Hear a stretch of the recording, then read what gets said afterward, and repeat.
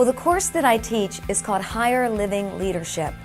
And it, once again, is about raising the bar on every leader. So we begin to have a different vantage point. We look at things through the reality of heaven, but it's very relevant and very applicable to every sphere of influence. So it's about raising up reformers. It's about raising up those instruments of justice. It's about dealing with, I believe, the number one enemy, which is fear. Because if we can overcome fear, nothing will be able to stop you from fulfilling the call of God upon your life. If we can overcome the lies of the enemy about our identity, can you imagine the creativity that's going to be released through you? Can you imagine how prophetically you're going to have strategies for your sphere of influence? And so in Higher Living Leaders, I talk about the importance of being that reformer. And reformation to me, according to my definition, is to rescue from error and return to the rightful course. So there's been a lot of things that have gotten off course in our world, and we get to be those voices, we get to be those hands to rescue from error and bring it back to how God intended it to be. I have developed something called validation quotient, and it's a term that God has given me to be able to communicate my heart in God in a business way or in a corporate way or in a governmental way. And validation quotient is the ability to see my value and my worth. What do I bring to the table that benefits the whole, and to be able to celebrate who I am? Because if I can't celebrate me, I can't celebrate you. If I can't love who God created me to be, I can't love who God created you to be. And so the first most important thing is to value myself, and axiogenics, that science of mind-brain, science of values generation, this all fits with science. But to value myself, then have the ability to generate value in others, and then change my culture through validation. It's a powerful training that we can apply to our families, we can apply it in our communities, we can apply it into every sphere of influence that we happen to be in. I will cover how to find our personal purpose, what are the keys that cause you to really see who you are and what God has put in your heart to accomplish. And what's so amazing, when you can know your personal purpose, you'll know where to spend your time and not where to spend your time. You'll know what to say yes to and what to say no to. You'll know how to prepare, because when you know where you're going, you're going to know what you need to add to yourself to get to where you want to go. So knowing your purpose is absolutely critical.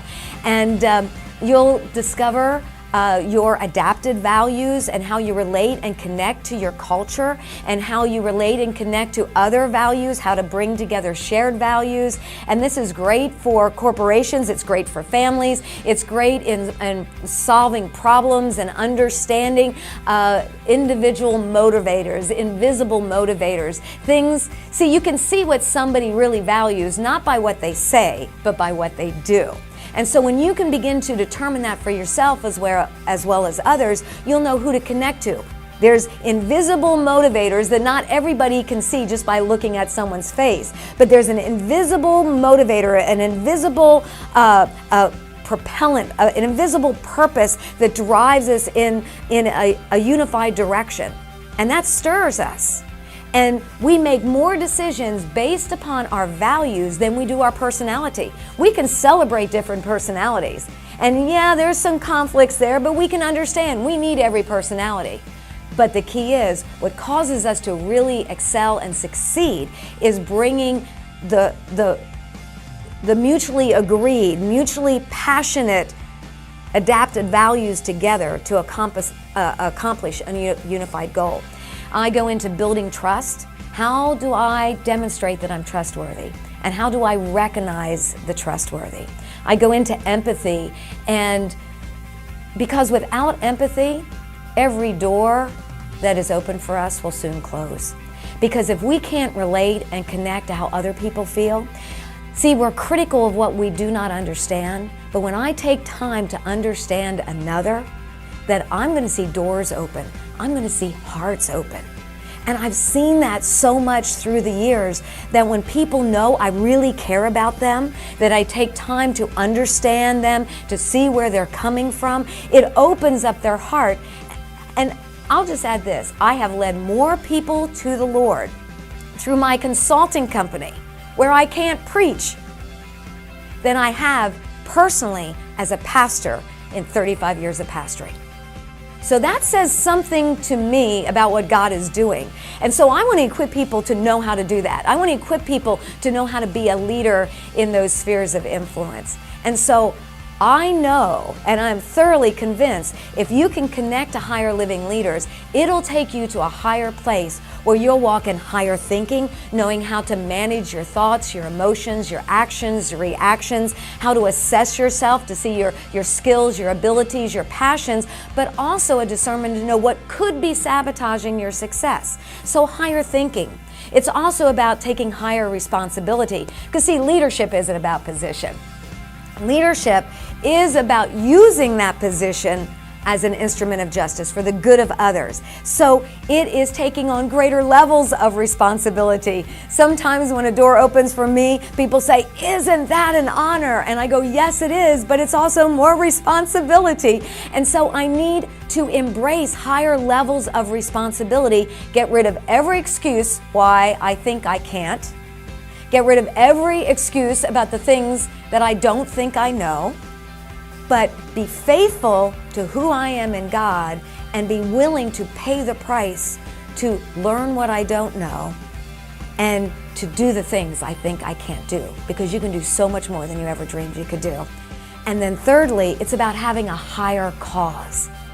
See, if I only work, even in business, government, if I'm a teacher, if I only work for money, I'm a hireling. Why is it just in church? If a pastor just works for money, he's a hireling and you shouldn't work for money. No, money is a necessary compensation of life so we can pay our bills and we have an agent of exchange, as it were, to have our needs met.